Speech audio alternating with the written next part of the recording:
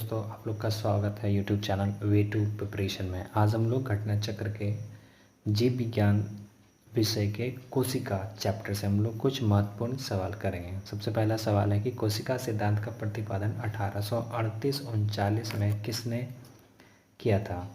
पहला ऑप्शन है लियोनॉर्ड हॉक ने किया था, रॉबर्ट हुक, तीसरा है स्लाइडेन एवं स्वान, चौथा ऑप्शन है लिनक्स ने किया था, जिसका सही आंसर है ऑप्शन सी स्लाइडेन एवं स्वान ने किया था। लियोनॉर्ड हॉक को हम लोग फादर ऑफ बैक्टीरियोलॉजी बोलते हैं। लियोनॉर्ड को हम लोग फादर ऑफ बैक्टीरियोलॉजी बोलते हैं। रॉबर्ट हुक ने सबसे पहली बार निर्जीव कोशिका की खोज की थी, यानी सबसे पहली बार निर्जीव कोशिका की खोज की थी। लिनियक्स को हम लोग बोलते हैं वर्गीकरण का सिद्धांत। लिनियस ने क्या दिया था? वर्गीकरण का सिद्धांत दिया था।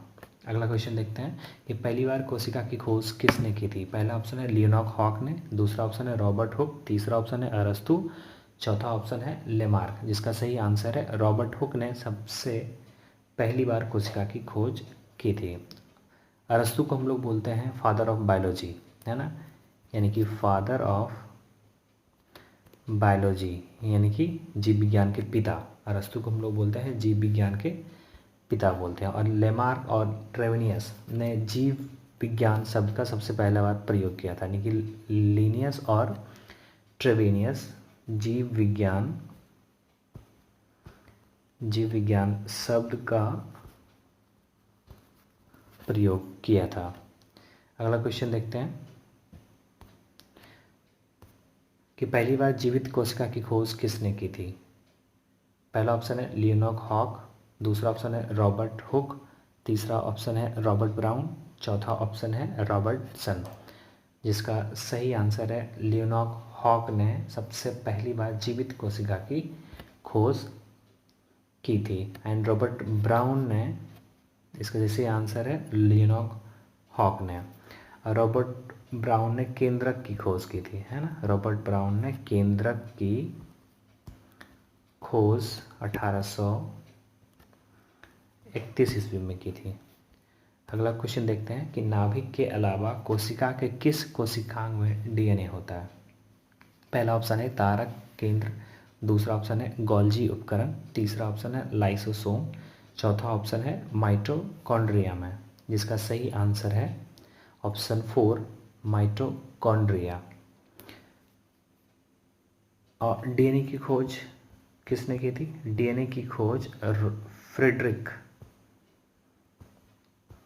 फ्रेडरिक मिशर 1869 में की थी, यानी डीएनए की खोज फ्रेडरिक मिशर ने 1869 में की थी। और डीएनए की डबल हेलिक्स मॉडल की खोज James Watson and Francis Crick ने की थी।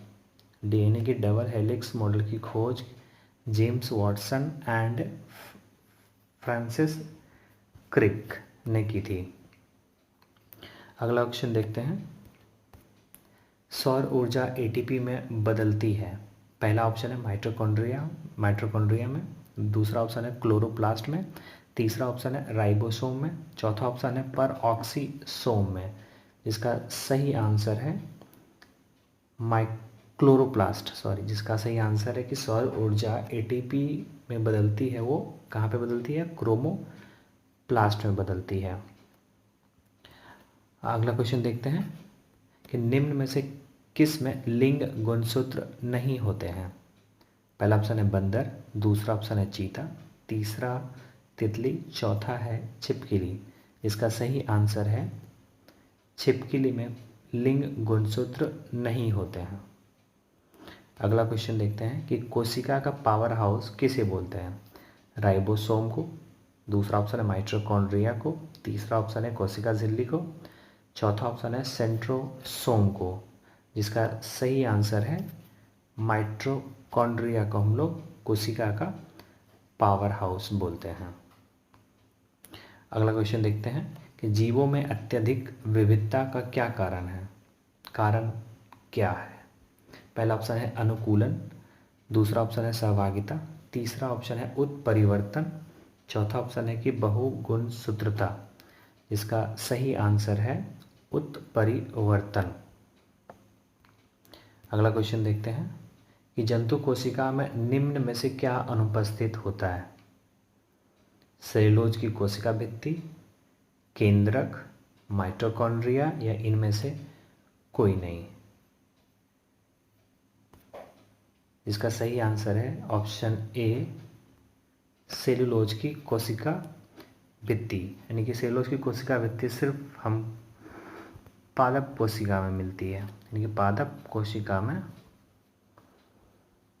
ये सिर्फ पादप कोशिका में पाया जाता है।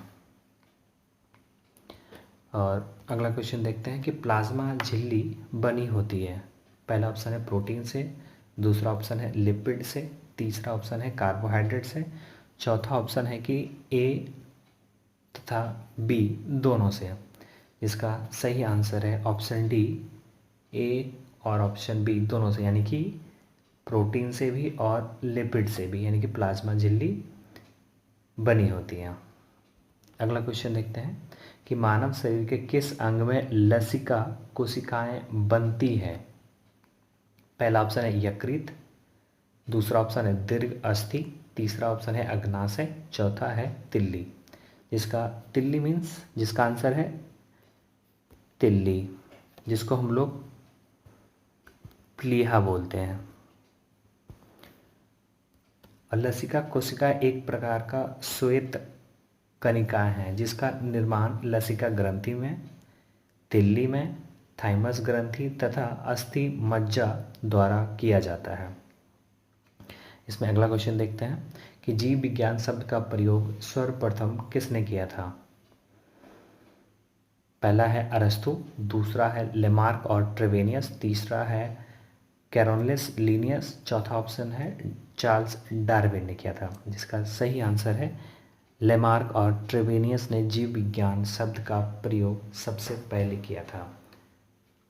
और अरस्तु को हम लोग फादर ऑफ बायोलॉजी बोलते हैं, यानी कि फादर ऑफ बायोलॉजी बोलते हैं अरस्तु को। और चार्ल्स डार्विन विकासवाद का सिद्धांत ने दिया था, यानी कि चार्ल्स डार्विन ने विकासवाद का सिद्धांत दिया था।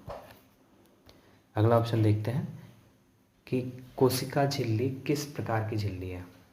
पहला ऑप्शन है अपरागमय, दूसरा है पूर्ण परागमय, तीसरा है कि अर्धपरागमय, चौथा है इनमें से कोई नहीं। इसका सही आंसर है कोशिका झिल्ली अर्धपरागमय प्रकार की झिल्ली है। अगला क्वेश्चन है कि केंद्रक की खोज किसने की थी? पहला ऑप्शन है ऑल्टमैन, दूसरा है बेलेड, तीसरा है कैमिलो गोल्जी, चौथा ऑप्शन है रॉबर्ट ब्राउन। इसका सही आंसर है रॉबर्ट ब्राउन ने न्यूक्लियस यानी कि केंद्रक की खोज की थी। और कैमिलो गोल्जी ने क्या किया था? ये गोल्जी गॉय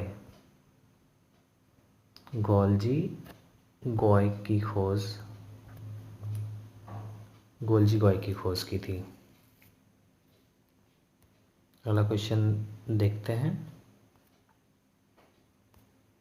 कि पैलेट कण किस कोशिकांग को कहते हैं? पहला ऑप्शन है राइबोसोम को, दूसरा ऑप्शन है लाइसोसोम को, तीसरा ऑप्शन है डीएनए को, चौथा ऑप्शन है माइटोकॉन्ड्रिया को। जिसका सही आंसर है राइबोसोम को हम लोग पेलोड कण को बोलते हैं। अगला क्वेश्चन देखते हैं, मानव शरीर में कितने जोड़े ऑटोसोम गुणसूत्र पाए जाते हैं? पहला है 23 जोड़े, दूसरा है 22 जोड़े, तीसरा है 46 जोड़े, चौथा है 44 जोड़े। जिसका सही आंसर है 22 जोड़े, ऑप्शन बी। 22 जोड़े ऑटोसोम होते हैं और एक जोड़ी जो होता है लैगिक गुणसूत्र होते हैं। टोटल हो गए 23 जोड़ी गुणसूत्र, यानी कि 23 जोड़ी टोटल, यानी कि 46 गुणसूत्र। अगला क्वेश्चन देखते हैं कि कोशिका का श्वसन स्थल कौन सा है। माइटोकॉन्ड्रिया, दूसरा है केंद्रक, तीसरा ऑप्शन है राइबोसोम, चौथा ऑप्शन है कोशिका झिल्ली। जिसका सही आंसर है माइटोकॉन्ड्रिया में कोशिका का श्वसन स्थल होता है। केंद्रक की खोज किसने की थी? केंद्रक की खोज की थी रॉबर्ट ब्राउन। रॉबर्ट ब्राउन ने केंद्रक की खोज की थी। राइबोसोम को क्या बोलते हैं हम लोग? राइबोसोम को बोलते हैं प्रोटीन की फैक्ट्री। राइबोसोम को हम लोग बोलते हैं प्रोटीन की फैक्ट्री। प्रोटीन की फैक्ट्री बोलते हैं। अगला क्वेश्चन देखते हैं कि कोशिका का ऊर्जा मुद्रा किसे कहा जाता है। पहला ऑप्शन है एटीपी को, दूसरा है राइबोसोम को, तीसरा है सेंट्रोसोम को, चौथा ऑप्शन है लाइसोसोम को। इसका सही आंसर है ऑप्शन ए एटीपी को। एटीपी का मतलब होता है एडिनोसाइन। Adenosine try phosphate.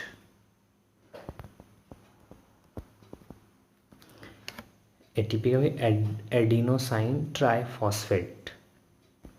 अगला क्वेश्चन देखते हैं कोशिका की आत्मघाती थैली यानी कि सुसाइडल बैग किसे कहते हैं। ऑप्शन ए केंद्रक, option B ribosome, option C mitochondria, option D lysosome को। जिसका सही आंसर है ऑप्शन डी लाइसोसोम को हम लोग कोशिका की आत्म थैली बोलते हैं, जिसका खोज डी डुबे जिसका खोज डी डोबे ने किया था। लाइसोसोम का खोज डी डुबे ने किया था। अगला क्वेश्चन देखते हैं कि डीएनए की खोज किसने किया। पहला ऑप्शन है जेम्स वाटसन तथा फ्रांसिस क्रिक ने किया था। सेकंड ऑप्शन है हरगोविंद खुराना ने। तीसरा ऑप्शन है फ्रेडरिक मिशर ने। चौथा ऑप्शन है कि जॉर्ज मिलर ने किया था। जिसका सही आंसर है ऑप्शन सी फ्रेडरिक मिलर ने डीएनए की खोज किया था। और जेम्स और वाटसन ने डबल हेलिक्स मॉडल यानी कि डबल हेलिक्स मॉडल की खोज की थी, जिसके लिए इन्हें यानी कि जेम्स वाटसन और फ्रांसिस क्रिक को 1962 में नोबेल प्राइज दिया गया था। और हरगोविंद खुराना क्या किया था? हरगोविंद खुराना का काम था ये कृत्रिम जीन संश्लेषण की खोज की थी।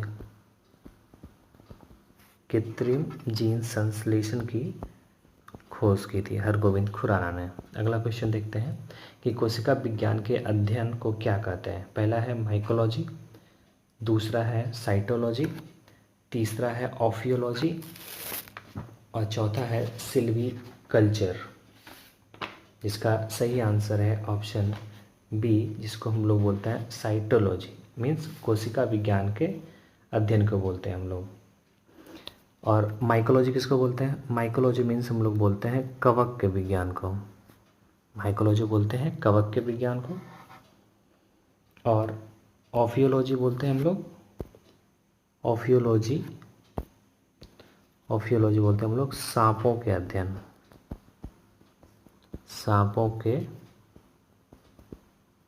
अध्ययन को हम लोग ऑफियोलॉजी बोलते हैं। और सिल्वीकल्चर किसको बोलते हैं?